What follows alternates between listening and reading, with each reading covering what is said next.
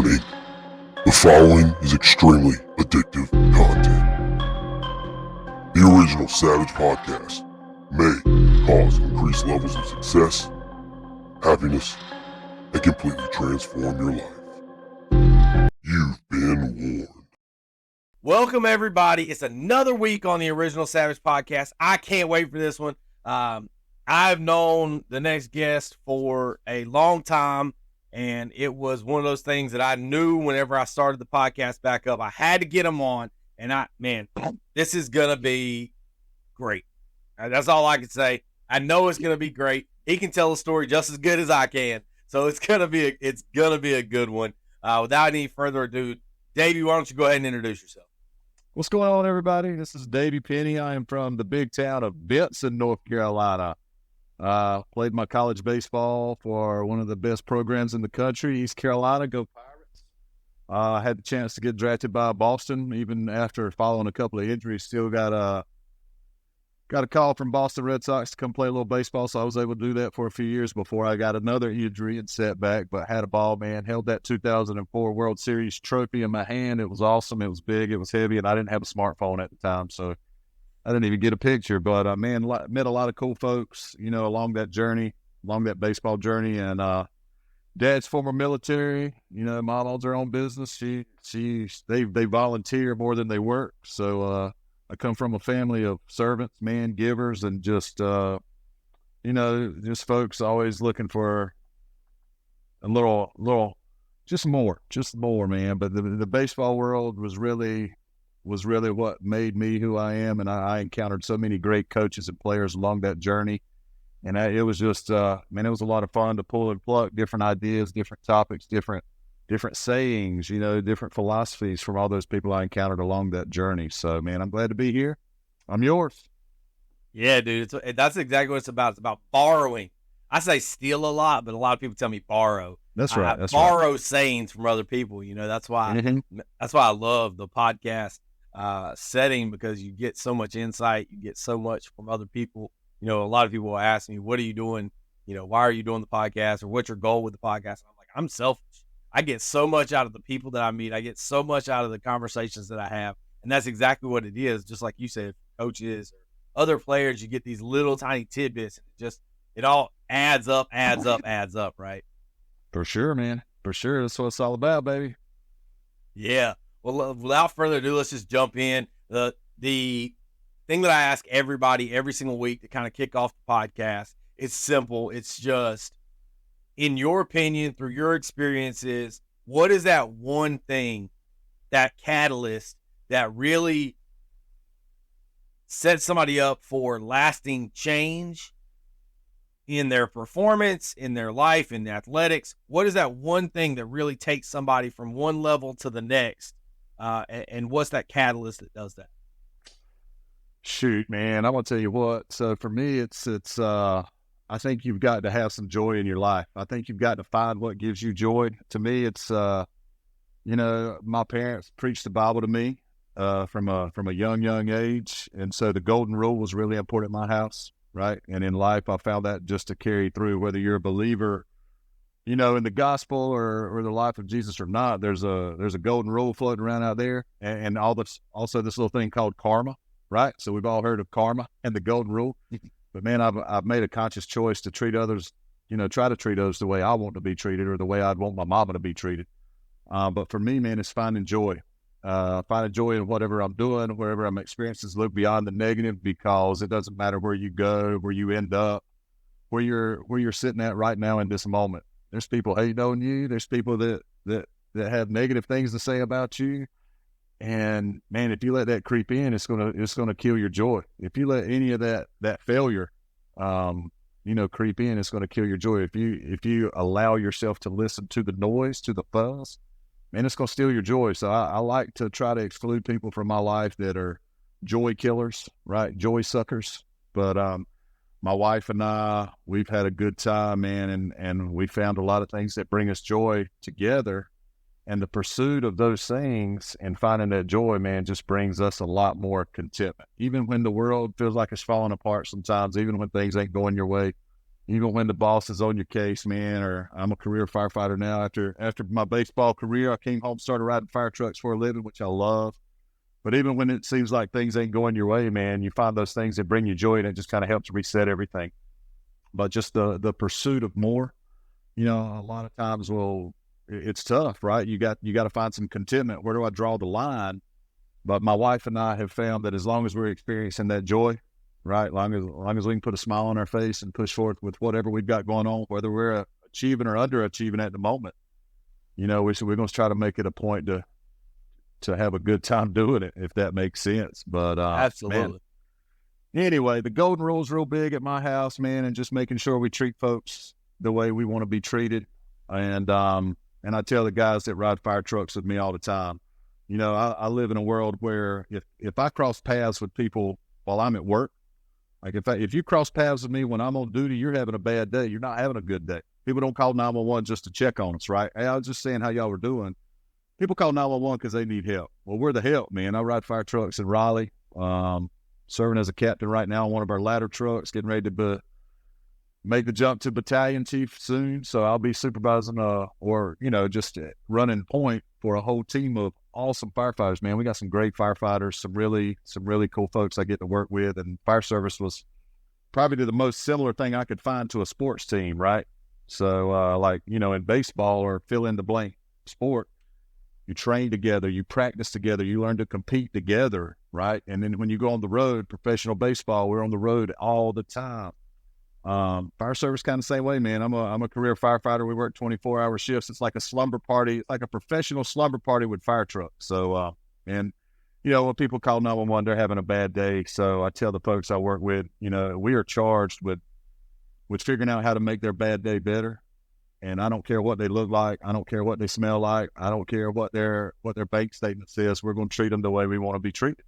And we're going to do it with a smile on our face. And man, that leads to a lot of, you can always sense appreciation and sense gratitude, which also brings me joy, man. I love to step into a situation and see how I can make their bad day better. So, man, for me, I think it boils down to a couple of things, and that's the golden rule. If I'm living by the golden rule, and I know, because there's self-reflection, right? I got to be able to look myself in the mirror every morning at the end of every day and pretty much, sometimes I do, sometimes I don't. But if I'm living by that golden rule, man, I feel good about it. And, if I can just experience joy with my wife, my kids, friends, family, it's a good day as far as I'm concerned. Well, I mean, you just ended the podcast right there because you went over the two things that I'd say are the biggest thing for performance, and that is self-awareness, right? Understanding what makes you happy, understanding your strengths, understanding how you tick, but then also self-reflection, right? At the end of the day, looking yourself in the mirror and saying, did I do the things that I think that I should be doing? Did I put myself in a position to let my strength shine through? There's no point in knowing what your strengths are if you can't then put yourself in that position, right? So you literally said those, everything that I talk about right there in just that little piece of self-awareness and self-reflection.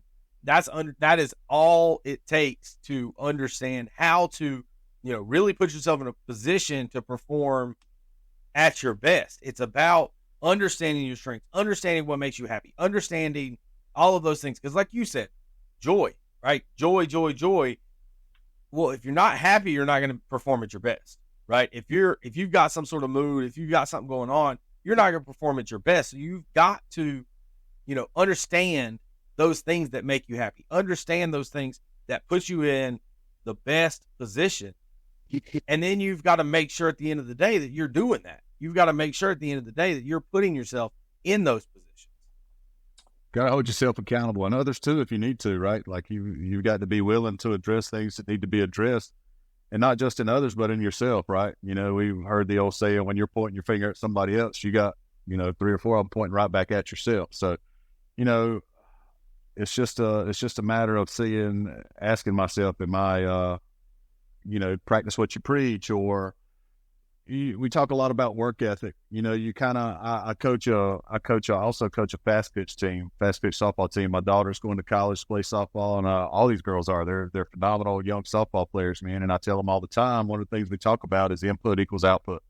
You're going to get out of it what you put into it, right? So if you want your output to be high, like if you want to achieve at this level, your input better be at that level, if not greater, because you're always going to, experience failures.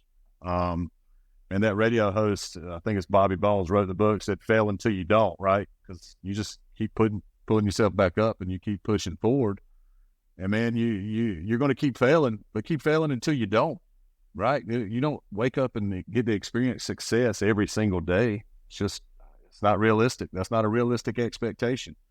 So make sure your expectations are realistic. Make sure you're holding yourself accountable. Then you can hold others accountable. If you can't hold yourself accountable, you can't do the same for others. And we talk a lot about, self-inflicted wounds, man. There's a lot of folks that you grew up with, that I grew up with. I wasn't even the best baseball player on my high school baseball team. I was. Man, we had a baseball team in high school that could have definitely won the state championship had it not been for drugs, alcohol, and poor decisions. I wasn't the best baseball player on my high school team, but I got a chance to go play in college. I was a freshman All-American, got drafted by Boston. I encountered a lot of great things from the game of baseball and went a long ways, not as far as I wanted to, thanks to injuries, but I made it a long ways. But I wasn't, in my opinion, and other people would probably felt the same way, I wasn't the best player on my high school baseball team. But that comes back to poor decision-making, man. A lot of times we become a slave to ourselves, a prisoner of our own decisions and judgment. So, oftentimes I just feel like people's expectations are not realistic, not only for themselves, but for others. So you got to have realistic expectations, but you can't hold other people accountable if you can't hold yourself accountable.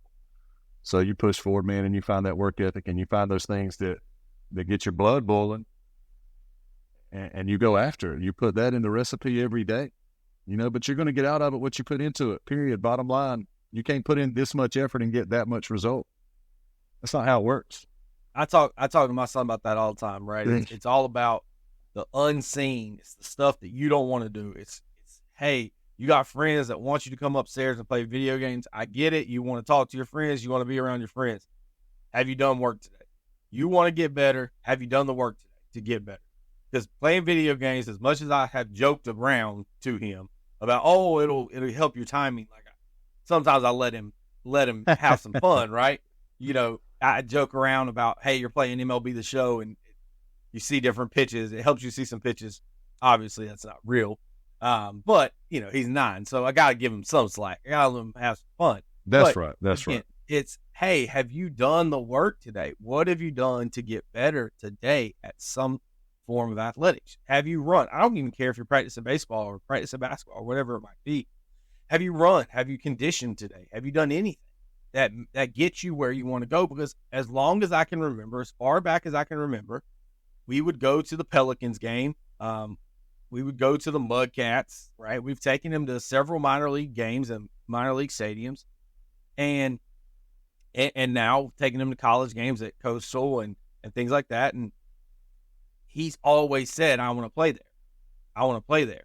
I want to play there. Every time we go, he says he wants to make it there. That's because he's never been to East Carolina. He needs to play at East Carolina first, play at East Carolina. That's true. Once he sees East Carolina's atmosphere, then he'll want to go to ECU. But his mama might not like him going there, but it'd be all right. She won't want to move away, but it's okay. He says he's been saying forever that he wants to play at this high level, and I'm like, Bud, listen, it takes a lot. Trust me. Yeah, I've played alongside of him. I've played with him. I understand. I've learned from him. I was lucky enough to learn from you, Davey, right? And it's like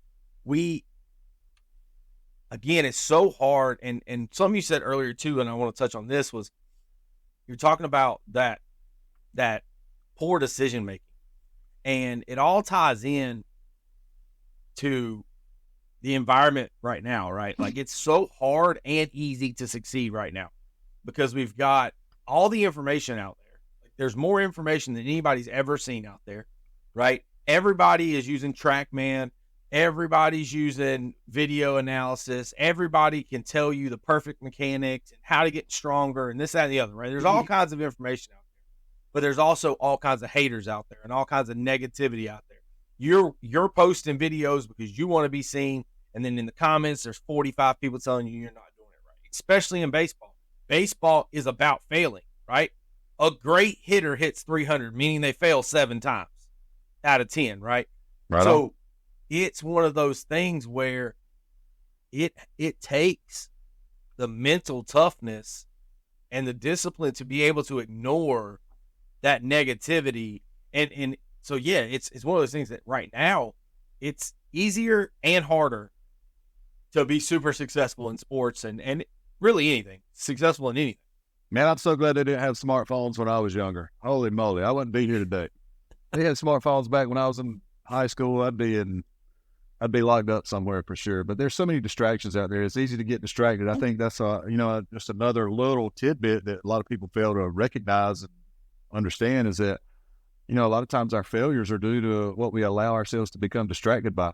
We see a shiny object, or we think we see an easier way to do something or get somewhere, and we allow ourselves to be pulled off of that path that we know is good. I know this path right here, and I know this route that I'm taking will get me there.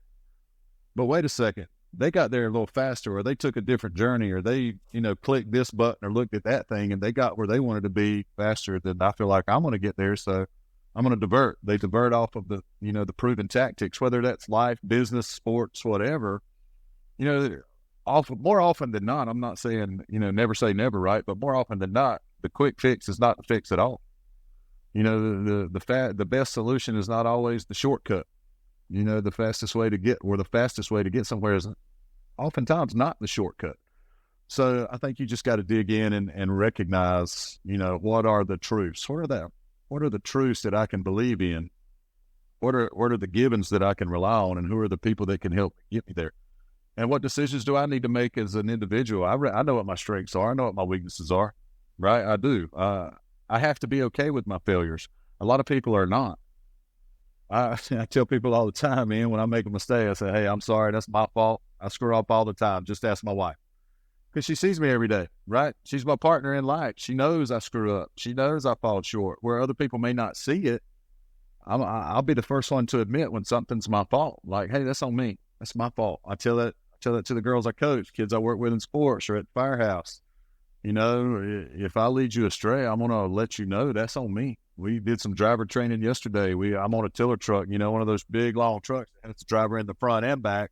And learning how to drive one of those things is a different animal, so you're trying to talk somebody through something with the knowledge you have, but they don't have the same experience you do, or they don't see it from the same perspective you do. So look, if I say something that doesn't resonate with you, that's okay. Like I'm absolutely okay admitting that.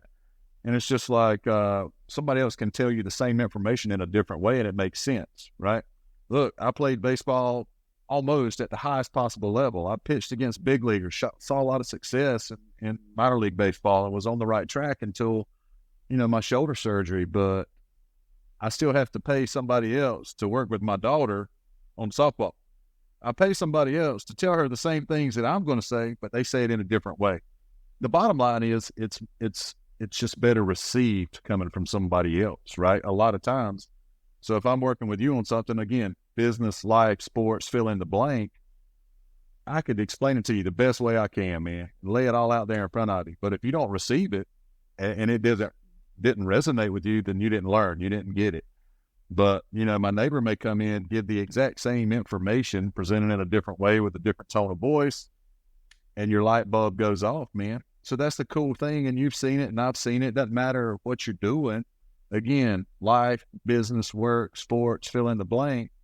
Man, to see somebody's light bulb go off, or actually to have your own light bulb go off, is a good feeling, right? Like we need those moments. We have to have those moments where we learn and grow and push forward, because that's what keeps dangling that carrot, right?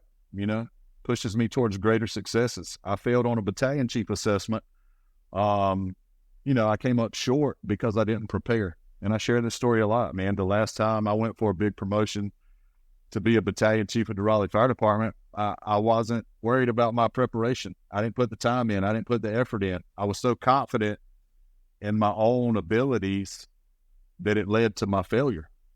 I had become overconfident going through other assessment centers, because assessment centers are a little bit of a grind when you're going for promotions, in public service and in the fire department, man. You're getting judged, scrutinized, looked at, everything you say. If I'm dealing with a personnel problem or, an emergency, a major emergency, or if I'm dealing with an issue between peers, how do I resolve that? I had become so overconfident in my abilities to resolve those issues just based on my experience and what I had been through, that I failed to properly prepare for what was ahead, because I was so happy and good at where I was at. Like, I was good with what I was doing and where I had been and where I was at, that I wasn't preparing to move forward. I didn't prepare myself to go ahead.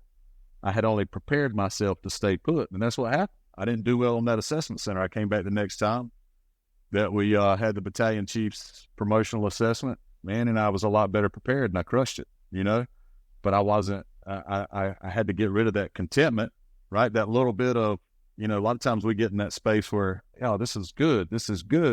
You still want to grow and get there, but I'm actually pretty happy where I'm at right now. So you get to the point, well, am I going to stay here or am I going there? Because if I'm going there, my input's going to equal my output, right? So what I put into this is what I'm going to get out of it. And so, man, I've got to push forward and do more. And, it's tough for a lot of people. It's tough to find time and energy and resources to push forward. But if that's what you want, if that's where you're trying to get, you'll figure out how to get there. Yeah, you've hit a couple of different things there that, again, things that I talk about all the time, and that's perspective and individuality, right? So from the perspective, it is that perspective of, internally you might say, I'm ready. But externally, they're like, no, you're not, because you're not acting like it now, right?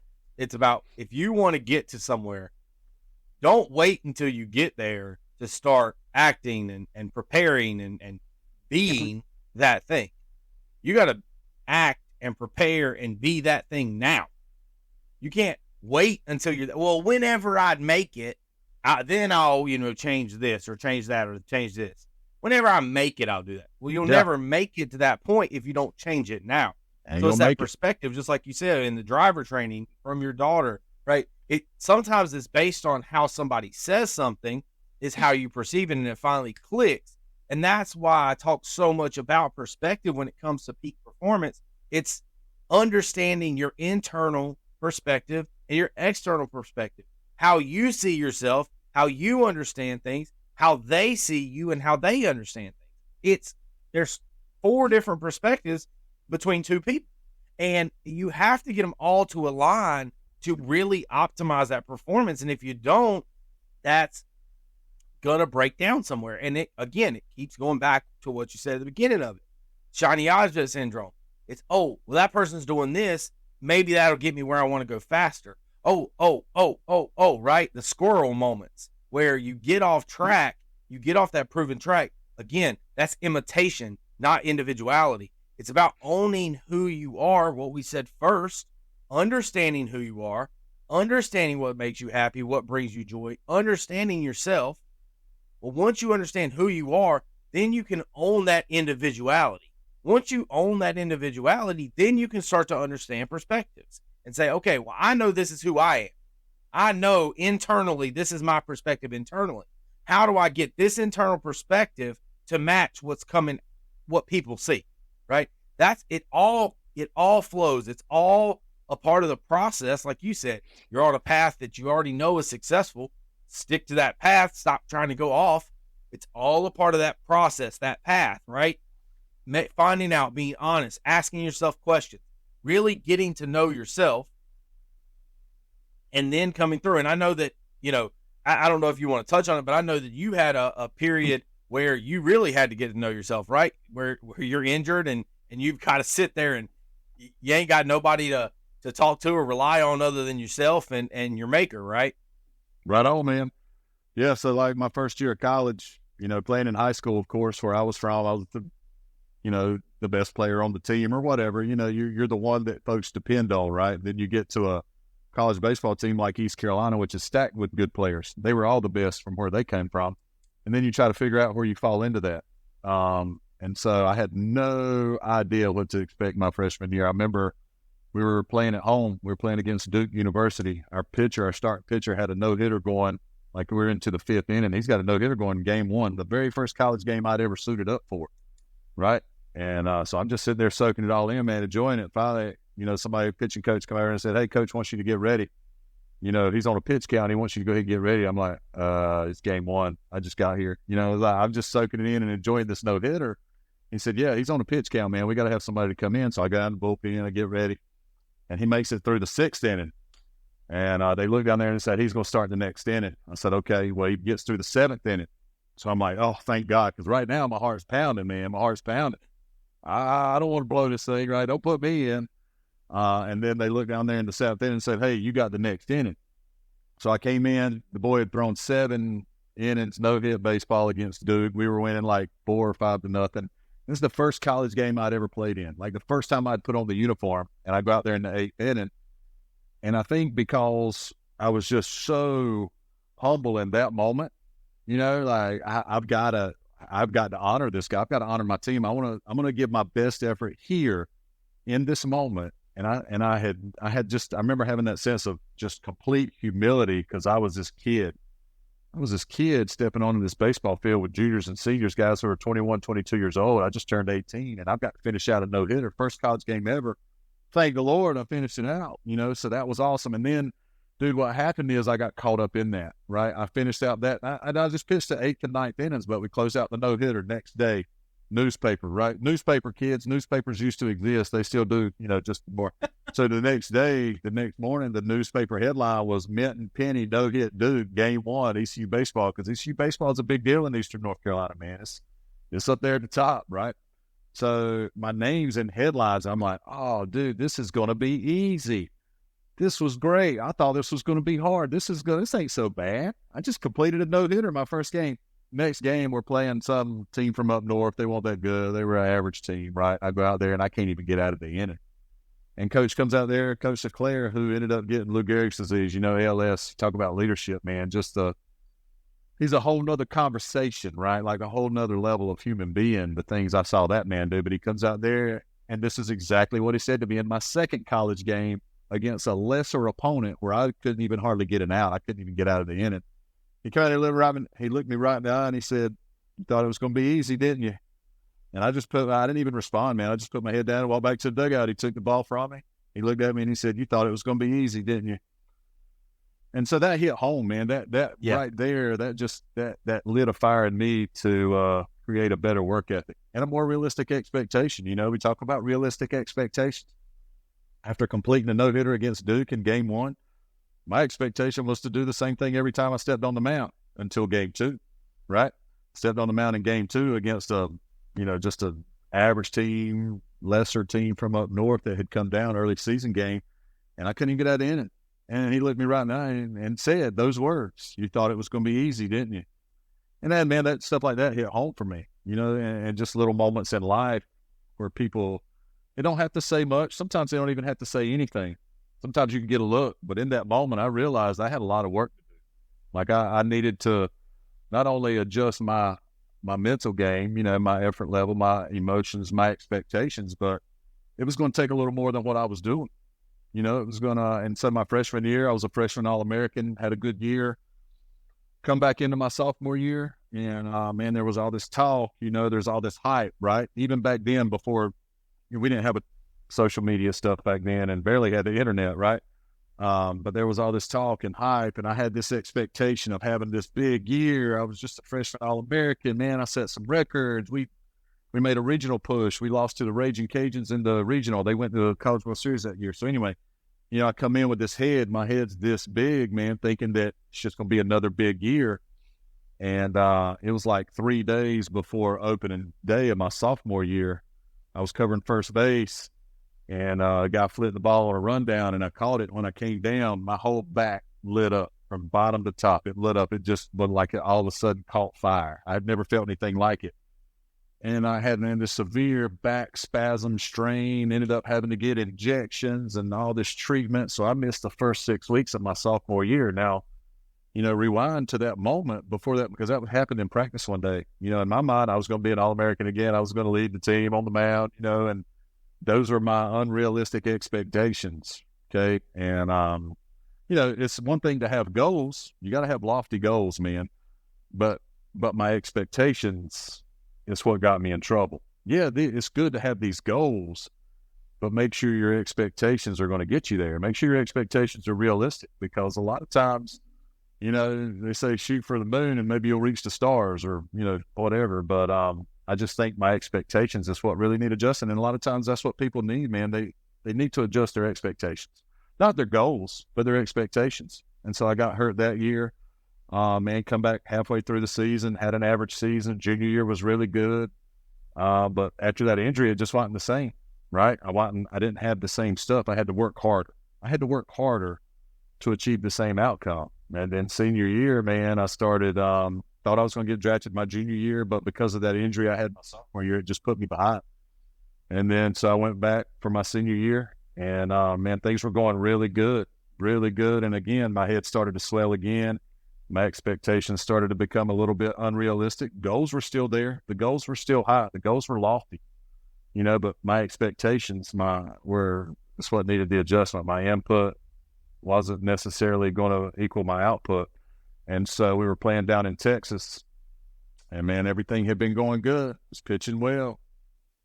I think I left a cutter or a slider out over the plate, and the catcher for TCU, Texas Christian, man, lit it up. I mean, hit it right back up the middle. And from the time I let go of the pitch and I saw him start to swing, I had another feeling like my whole body lit on fire. My whole body all of a sudden had this intense vibration and felt like it was on fire. And in that moment, it was probably one of the scariest moments of my life. In that moment, I remember him starting his swing. That's the last thing I remember seeing. And the very next thing I remember seeing was the ground coming, like the dirt's coming, and I can't stop it.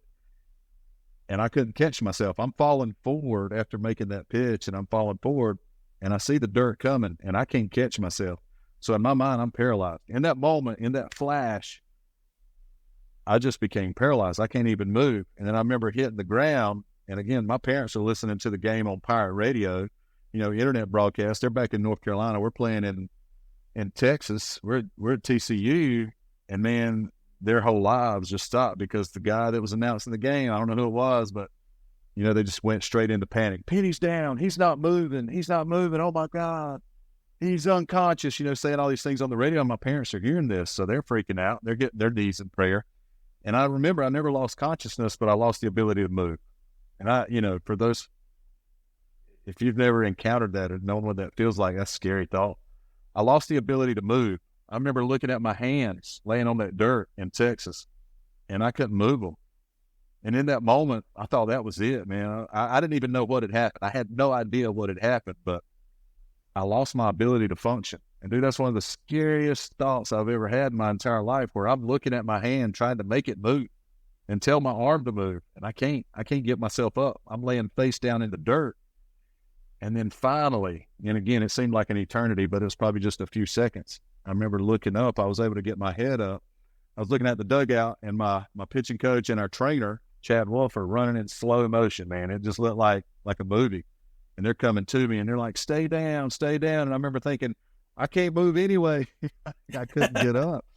But, man, what happened, I hung that slider out over the plate, and he squared it up, hit it right back up the middle, and it went straight from his bat to my face. It hit me right there with no deflection. When I finished and followed through, I didn't even see it because, depth perception, when something's coming right at you, is tough, right? Like, we always try to create angles in baseball. But because it left his bat and went straight to my face, it hit me right here, right below the nose. So it shattered my maxilla across there. I had mush. I mean, all this cartilage right here. What it did, it hit my teeth so hard. Like, if your teeth are like this, it hit my teeth so hard it pushed them back and opened the roof of my mouth up. So the roof of my mouth actually had a split in it, because it took my teeth and pushed them back. And when it did, it did that to the roof of my mouth. And I had to go to the emergency room, man. And, they got my parents on the phone, and slowly but surely I was able to get feeling back little by little. But because of the jolt, I guess, of that pitch when he hit it, and it hit me right here, it just rung my entire head. That whole nervous system just kind of shut down. Like, that whole central nervous system I had going all the way down my spine, which what controls your movement, it just shut down. It went into survival mode, I guess. I lost the ability to move for that short while, and that was definitely the scariest moment or the scariest feeling. And and just a really hard thing to wrap my head around in that moment, that this is it, man. So to be faced with that thought of having that game, that's something that you love so much, taken away from you. And I had to spend a lot of time rehabbing. I had to get braces to hold my teeth together. Doctor swore they were going to fall out, so they put braces on to hold my teeth in place. Never lost them. Went through. I had a severe concussion. Had multiple facial fractures. I could take my finger and push it up into my nose right there, like that area between your nostrils. It was mush. It was just anyway. So it was tough, man. That was a very tough moment, and I remember just coming out of that being very humbled, because prior to that, and man, I wasn't a guy who threw 95 plus. I was probably 88 to 91, used to a lot of movement, two seam, slider, cutter, sinker type stuff. But, I had been told, and so this was my dream, right? Ever since I was a little boy, play professional baseball. I had been kind of told, you can expect to be drafted like somewhere, maybe around the 10th round, but no later than the 15th round. I was going to be that guy, like a 10 to 15th round pick. And then that happened, right? So that was tough, because in that moment, I didn't know if I was going to get drafted. I didn't know if those dreams were ever if I was going to see those dreams come true. And man, so I just kept pushing, kept working my tail off. And, fortunately, I missed the playoff run. I missed the tournament. I didn't even I didn't have my chance to get drafted down the stretch, which was important, man. Those are big games down the stretch when you're playing postseason baseball. So I didn't have that opportunity, and still got drafted by Boston, man, and it couldn't have worked out any better. I had a great time, had some awesome teammates, played with some big leaguers, held the World Series trophy. My wife went on the road with us. So, funny stuff. I'm just rambling, right? But my wife ended up getting a job working at the big league field, so I'd be down at the minor league complex, and we'd be playing our games. We played against Minnesota and, anyway, different teams that were down there in Florida. And occasionally I'd mix in with the big leaguers, but most of the time I was just in minor league camp. And so Angel, my wife, got a job working at Big League Stadium in Fort Myers, Florida. We were away from home. We were kids, man. You were talking 21-year-old kids, 21, 22. We ain't got a clue what's going on in the world, but we're just having the time of our lives. So I hooked her up, man. They hooked her up with a job working at the Big League Stadium. Basically what she did is she hung out out there in the bullpen every day with Manny Ramirez and David Ortiz. And they had Edgar Renteria at the time. Edgar Renteria had a personal chef, and that's when Kurt Schilling was there, Jason Varitek, Tim Wakefield. I mean, it's just some of the icons of the game back then. I was drafted in 2003, and they won the World Series in 2004, which broke the curse, right? So I remember and just being at the Big League Stadium and being around those guys. Trot Nixon was down there then, man. Trot Nixon was going through a rehab stint after I had my surgery in 2004. So me and him spent a little time in rehab, and none of these people are going to remember me at all, but I did. I remember them, because when you're hanging out with big league ball players and folks like that, man, it just sticks with you, right? But they would tell my wife at the Big League Stadium, they're like, "Hey, you come hang out with us tonight. Your husband, he got no money. We got the money." So, man, she got to get to know all those folks like Manny and David Ortiz. Edgar Renteria was there, and his personal chef. I didn't have one of those. None of us did at the minor league level. But, man, we had a good time. We had a really good time, man, and it was a lot of fun memories. But I do wish I would have had a smartphone then. I remember traveling around the minor league stadiums. This is no crap. And some kids may hear this and be like, "What's he talking about?" So we were on the road my first year at A-ball, and we traveled all throughout New England. I played my first year at A-ball was for a team called the Lowell Spinners. They were in the New York Penn League. Awesome league, man. Had a lot of big-time studs in it coming out of college ranks, and just former, like, number one picks from the high school. So it was like, it was really good baseball, and we traveled all over New York and Pennsylvania and Vermont, up through there. And you know what I took with me to every stadium we went to? Remember them little disposable box cameras? Yeah, yep. I didn't have a smartphone back then, man. I'd stocked up on those little disposable box cameras, and I'd keep them in my bat bag. And every time we'd go to a new stadium, man, I remember being in Batavia, New York, and Tri-City up in New York, Albany, New York, and we traveled over to Youngstown, Ohio, and up to Vermont. I mean, just all over the place. And I'm sitting there everywhere I go with my little disposable box cameras, just taking pictures, man. Like the worst photo quality ever, but that's all I had. I mean, that was it. I could take them on the road with me. That's it, man.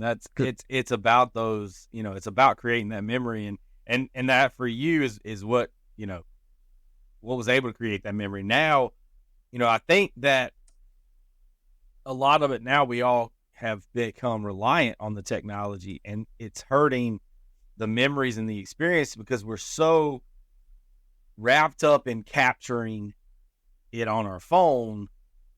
We're like, oh yeah, I'm going to get it on my phone, and that way I'll remember it and be able to show people and be able to share it.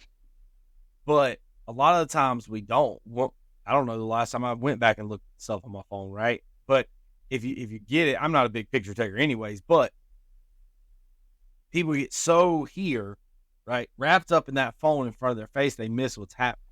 That's right. That perspective is gone. The enjoyment is almost gone because you're so stressed out of getting the perfect shot. And, I got to get it right.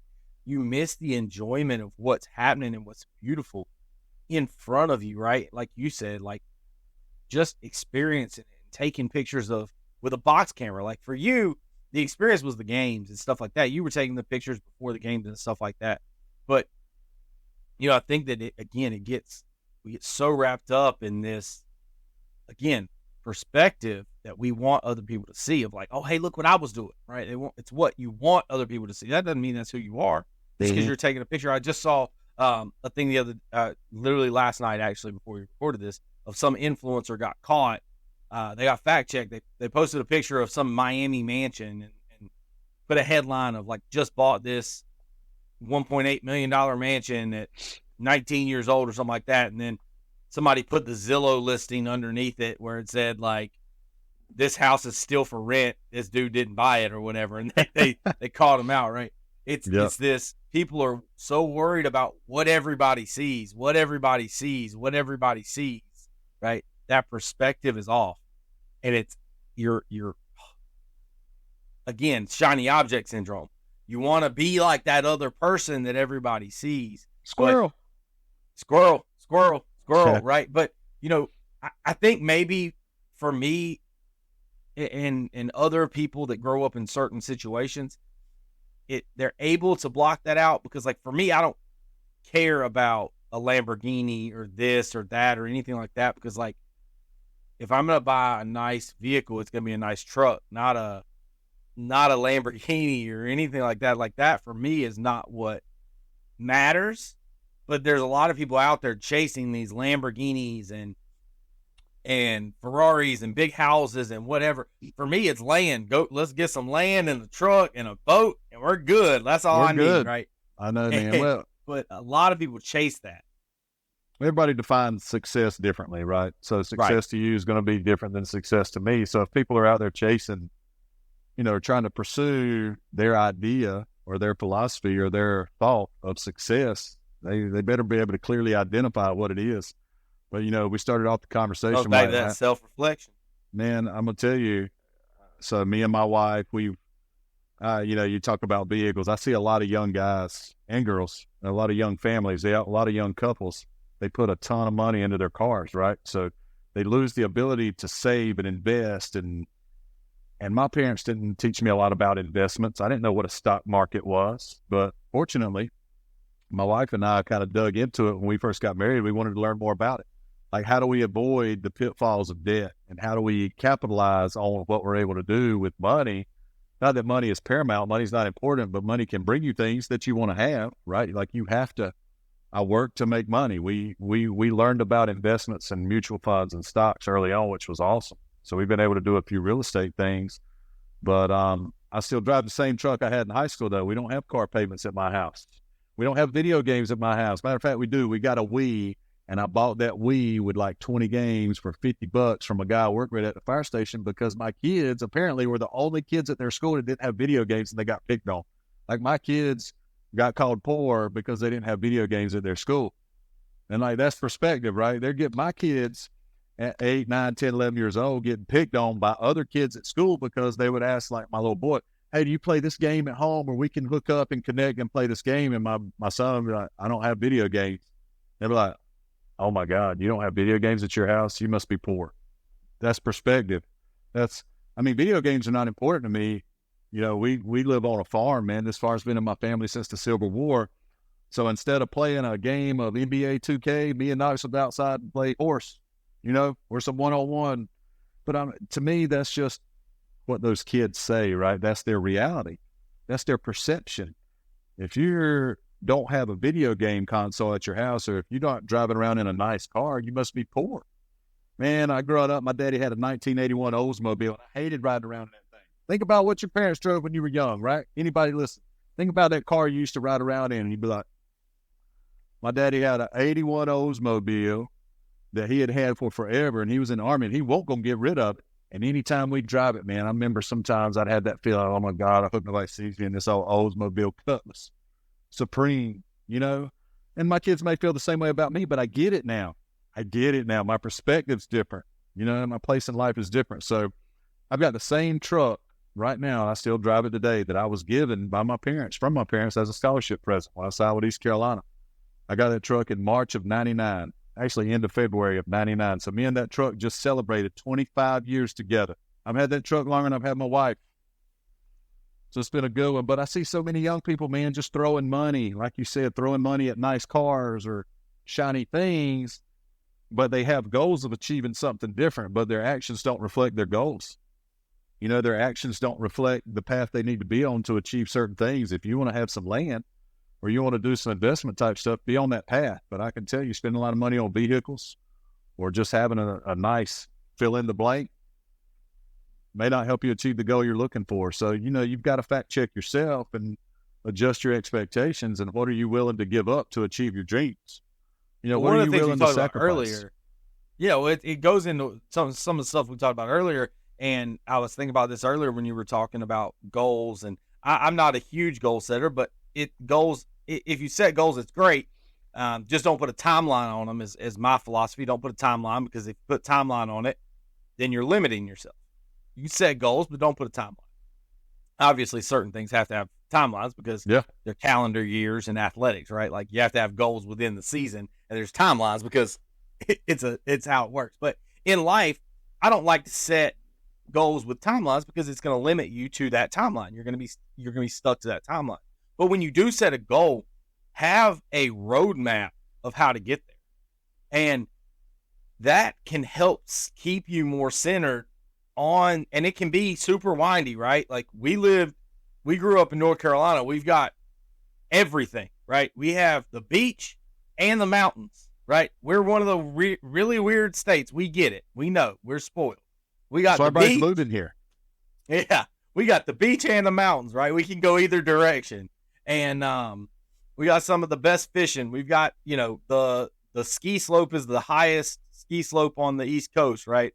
And it's like we've got all these things, but it can be windy. It can be a North Carolina mountain road, or it can be the beach. It can be flat and straight, right? It doesn't matter what the roadmap looks like, but as long as you have a map that you can understand is true to you, then you can get there and you can achieve that. But when you don't have that roadmap, then you can fall victim to those shiny objects or spending that money just to spend that money. Yes, I'm a financial professional. I'm in that world, so I see it all the time. People will say, I don't have any money.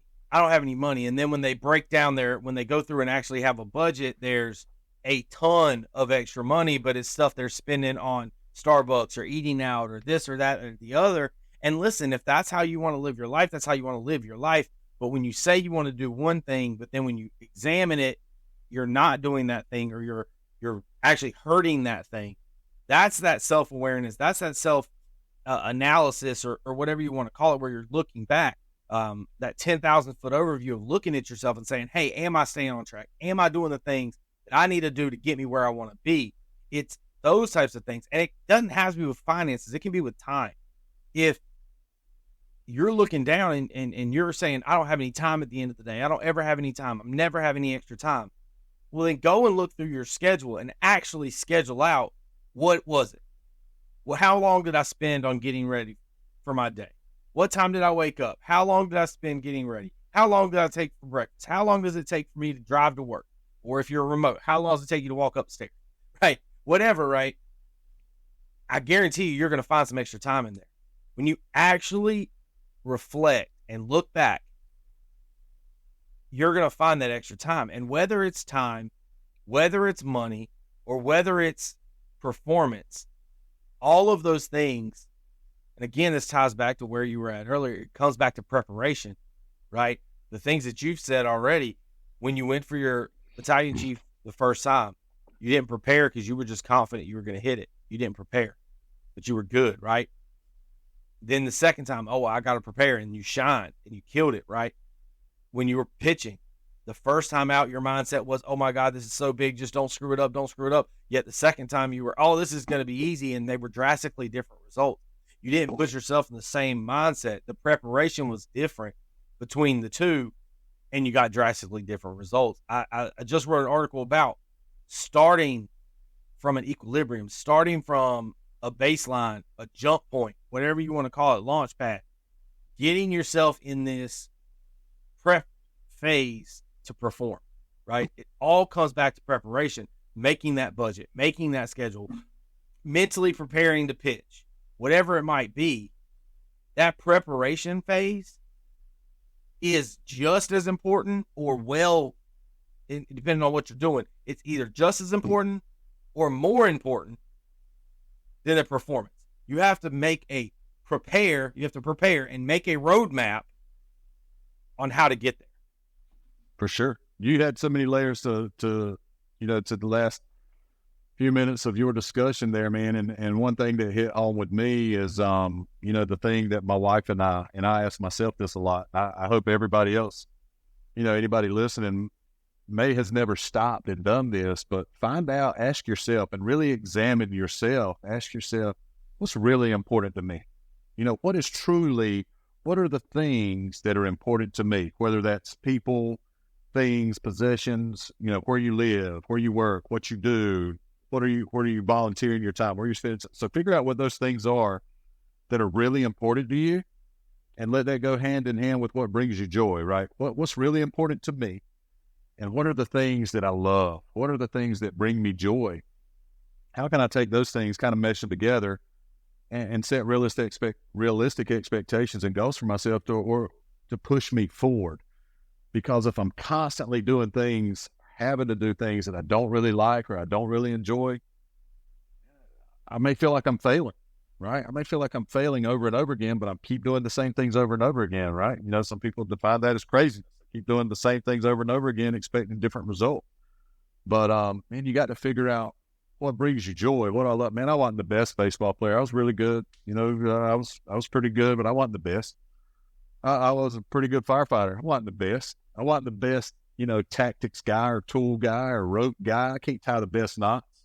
I'm not the best guy with the tools, on a extrication scene or, in a rescue situation. But even if I couldn't be the best, I could be the best at getting you what you need to make it happen, right? So if you can't be the best at this, how can I be really, really good and productive at what goes along with that? You know what I'm saying? Or figure out what's important to you, figure out what brings you joy, and how do I keep doing those things and be successful at them? And another thing I wanted to share earlier, talking about, a lot of times we get caught up in the shuffle, right? We get caught up in the shuffle. I work shift work. Firefighters work shift work. We work 10 days a month. So after baseball ended for me, man, and then I remember going into the office with our coordinator. He said, man, I think you need some more rehab time. You're not back where you were after your shoulder surgery. I was kind of like a Derek Lowe type pitcher. Derek Lowe didn't throw the ball super fast, threw a real heavy ball, sinker, slider, curve, little change up, and just got ground outs. And Boston loved them because they're playing at Fenway Park with the Green Monster. So Boston really, in those years, really loved to have ground ball pitchers, right? So I was kind of on that track. I had film of Derek Lowe. If Derek Lowe pitched, I was supposed to watch because that was the path I was on until shoulder surgery. When shoulder surgery came along, man, I went from climbing that minor league ladder, that pitching ladder, to the bottom. That's tough, man. That's tough because I was taken away. I was finally figuring out how to pitch, how to use what I've got. I was never going to throw the ball 95 plus, but I could get outs, right? I'd get those ground balls. I threw that sinker, that slider, just mixed it up.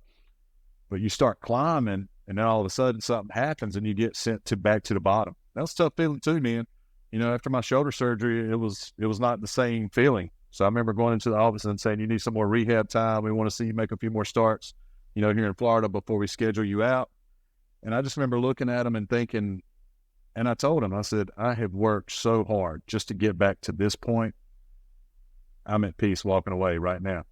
But in that moment, what they were telling me was I needed to do more. I needed to get back to rehab. But what I turned around and told them was, man, I gave it everything I had. And I did. At that moment and that, point in my life, I truly, sincerely, and humbly felt like I had given it everything I had to rehab multiple times to come back. I got hurt. I got injured twice at East Carolina. I got hurt a couple times in high school, man. I was just a kid.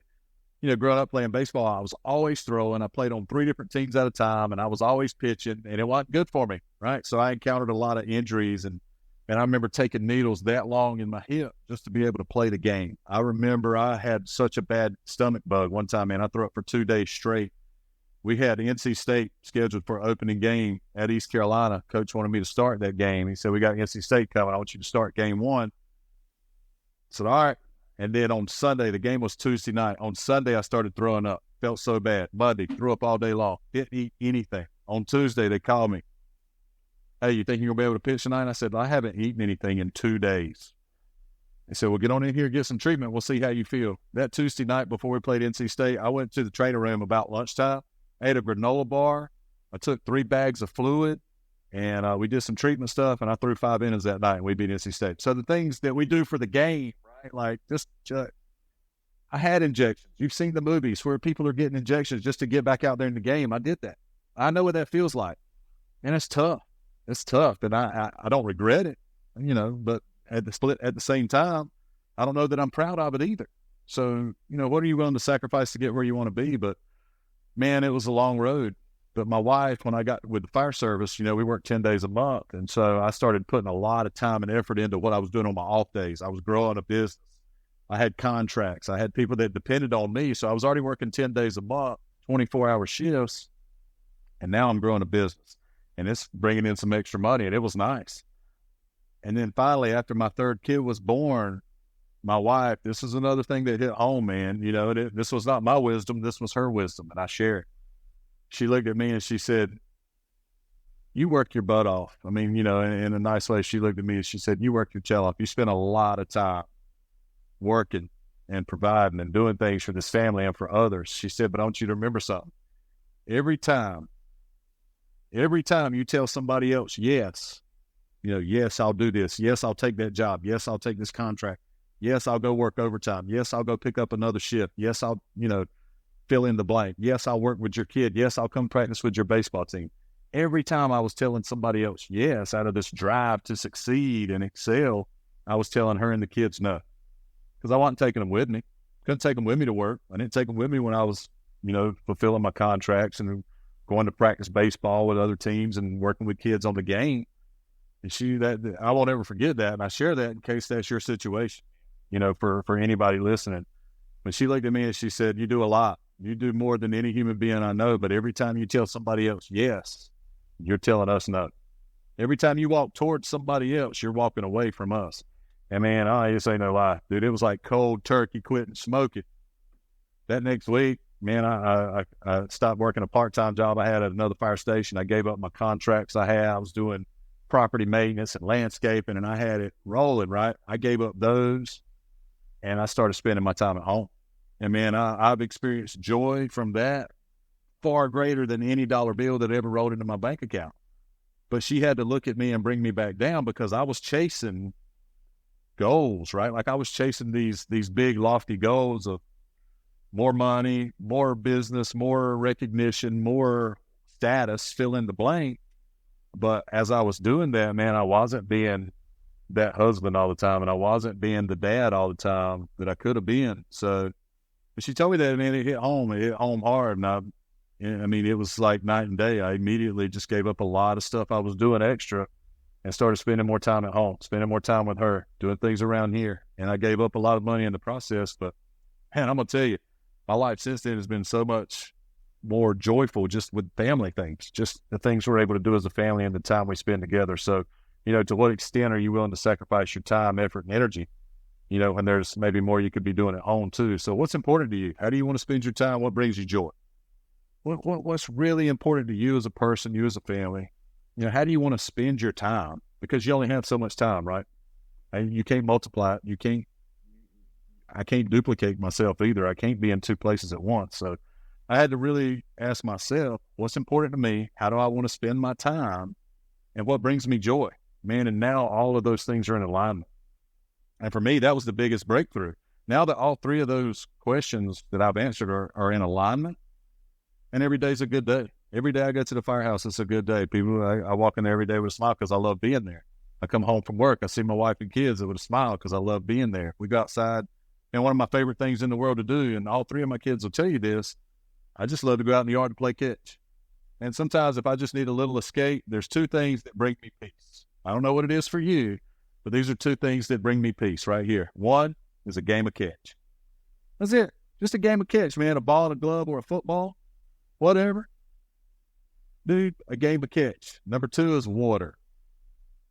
Well, I guess the third thing would be fire because I'm a firefighter. But, man, anytime I need peace, if there's nobody around to play a game of catch with, I'll just go sit by the pond or I'll find a river. I remember playing in Augusta, Georgia. My second year of pro ball was in Augusta, Georgia, man.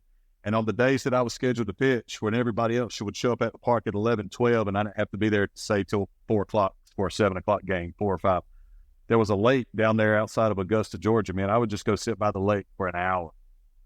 Like, I didn't have a purpose to be there. Sometimes I take a fishing rod, sometimes I wouldn't, but I just needed peace on those days, right? Because life brings chaos. And, you know, for those that have ever stood on a playing field or in front of a large crowd, if you're speaking at an event or if you're playing in front of a stadium, tens of thousands of people, you feel that weight. How do you handle it? Everybody handles it differently, but you feel it. I remember standing on the mound, you know, in front of 10,000 screaming fans and being in front of large crowds when you're just sharing your story or, you know, asked to speak at an event. And man, you know, how does everybody handle that? But for me, I always wanted to find water. So I'd either go sit by a lake, go sit by a river, a pond. You know, sometimes I think I sit by a mud puddle just to find some water. But man, I'm a water kid. So, you know, for those that it helps a lot of people just to have peace. What brings you peace? For me, it's either a game of catch or water, right? So if you're looking for that, maybe that helps you. I don't know. Well, that's full circle on full circle right there, right? It's that self-awareness to know what's important to you, right? That we've talked about multiple times over this hour, and that self-awareness of understanding what it is for you. You know what brings you peace, but also what you were saying with your wife. You knew that when your wife said that, it hit you like a ton of bricks, and you were like, oh my gosh, family is important to me. Boom, cold turkey, quit, right? It's that self-awareness, but it's also the full circle of, I mean, we met, the way that I met you was at Lake Gaston, right? So that water, right? And I am the same way when it comes to what it is that resets me. It's the outdoors, whether it's in a deer stand, whether it's just walking through the woods, whether it's riding around on an ATV or kayaking or fishing, something in the outdoors, or it's, you know, me hitting balls on the driving range. Me and some balls and some air, right? Hitting balls. Again, it's outdoors. But that's what resets me. That's what gives me that peace. That's what gives me that calm. And like you said, I think a lot of people don't understand what it takes to be a personality or the center of attention. A lot of people talk about, oh, you're the center of attention sometimes. And obviously when you're the pitcher, you're exactly the center of attention because you start every play, right? So it's that personality, being that center of attention, being that person. It does take a lot out of it. It is a performance at all times because you have this thing that you have to do. You have to be at peak performance because all eyes are on you. You can't take a play off. Everything is looking at you, whether you're speaking. You know, if you're speaking and your energy level drops at all, oh, you lost the crowd for the rest of the speech, right? Yeah. If you're pitching, you give up, you hang one ball, you know, it's bad, right? It's a home run. They're already looking your at the situation bullpen. is worse. Looking at the bullpen. Who they getting ready? He just gave up a run. Who they getting ready? Yeah, it's all of those things. It's understanding that you have, again, self-assessment, self-awareness. You have to understand that you have to then go and recharge your batteries. You have I think everybody needs to hit the reset button. I don't think enough people do that. I tell my wife that. Dude, spend an hour, or if it's just 30 minutes outside of this house. She works from home a lot. Man, just get outside. I don't care if it's a walk or a bike ride, driving range, but I see this a lot in the fire service. We're so sleep deprived sometimes, like last night, we were up all night. Man, you've got to have those things that help you hit the reset button. Honestly, I think a lot of times people fall short in whatever their pursuits are because they're not hitting that reset button enough. You know, a lot of times we feel like, well, I can't give up that 30-minute block. I can't give up that hour. I'm going to get behind. But sometimes that 30 or 60-minute block of you time helps you get back ahead. You know what I mean? But I hear it a lot. Like I can't give up an hour of my day, or I can't give up 30 minutes of my day because I need to get there. But what people, I wish more people would realize is, hey, making that 30 to 60-minute block of you time a priority helps get you where you want to be. Probably a little faster and feeling better about yourself too, man. Well, yeah, because if you're performing at 60% for the next 2 weeks because you didn't give up that 30 minutes, right? You didn't give up that 30 minutes or that hour. You perform at 60% of who you could be or what you could be for the next however long until you do hit the reset button. When that little bit, now you're performing at 100%, you quickly eclipse the amount of work that you could have been doing without hitting. Agree. Because you are now able to give your 100%. Absolutely agree, man. I encourage everybody to make themselves a priority every day. I don't care, married couples, kids, older folks, younger folks, doesn't matter. Give yourself 30 to 60 minutes a day of you time. Somewhere, somehow, do what puts a smile on your face. Do something that puts a smile on your face every day, man. Experience that joy every day, right? Because it leads to other victories, other successes that maybe not be seen. You might not see it, I might not see it. But I'm going to tell you, man, that little workout I get in most days and that time I go spend, either sitting by the pond or at the lake on the water, whether it's just grabbing a fishing rod for 20 or 30 minutes or just sitting outside, man, that resets me. That brings me peace. And when I got peace, I can experience joy. A lot of times our lives get in turmoil. We're so busy going here, going there, trying to squeeze everything into a day that we don't even get a chance to slow down and have a little bit of peace, man. But whenever you get a chance just to slow down, just stop in those moments. Give yourself 15, 20 minutes, doesn't matter where it is. A lot of times that peace brings you joy, then you can share that joy with your family, your loved ones, and man, it becomes contagious. But unless you stop, the old saying is stop and smell the roses. I think they were onto something, right? Like that's pretty good. Like sometimes you just need to pause. Just pause and look around. Like you said, instead of staring at your phone and trying to find another nugget of information or take another picture, man, just stop and look around and soak it in. When your kids sitting there playing t-ball and everybody's running in the wrong direction, the kids are running the wrong bases, and you're screaming at your kid out there picking daisies in the outfield, just stop and enjoy it. Like, instead of being concerned with what they're not doing, a lot of times that's a problem too, right? A lot of times we want little Johnny or little Susie to be doing something else or something big, something great, instead of just stopping and enjoying those little moments of what they are doing. Because to them, it's a big deal, right? Like look at me, it's cool, man. I think, but I just feel like sometimes that's just because we have unrealistic expectations too, as parents, as professionals, as a husband, as a firefighter. Maybe sometimes my perspective gets off and my expectations become unrealistic. And that's when I need to stop, hit the pause button, and just look around and let it all soak in, man, and just laugh at myself. It's okay to laugh at yourself, right, John? That's right. Hey, I do it all the time. None of us are perfect. None of us are anywhere close to perfect, right? It's all about just trying to make do and do the best we can and putting ourselves in the positions to do the best we can. Like you said, stop and smell the roses. Well, where I came from, there weren't very many roses, but it was stop and grab a honeysuckle. You know what I mean? It wasn't the roses, it was the honeysuckle. But, I think that's a perfect way to sum all this up, right? It's to take that time for yourself, to learn from yourself and learn how to put yourself in the position that's best, right? And I think that sums up what we've spent this time talking about. And again, I want to thank you so much for taking the time to come on here and just one more time let the people know who you are. Shout out anything you want to shout out, and we'll wrap this thing up. Yeah, man, I enjoyed my time, brother. I really do. I appreciate it. This was Davey Penny from Benson, North Carolina. East Carolina baseball alumni. Spent a few years with Boston Red Sox. Enjoyed that time.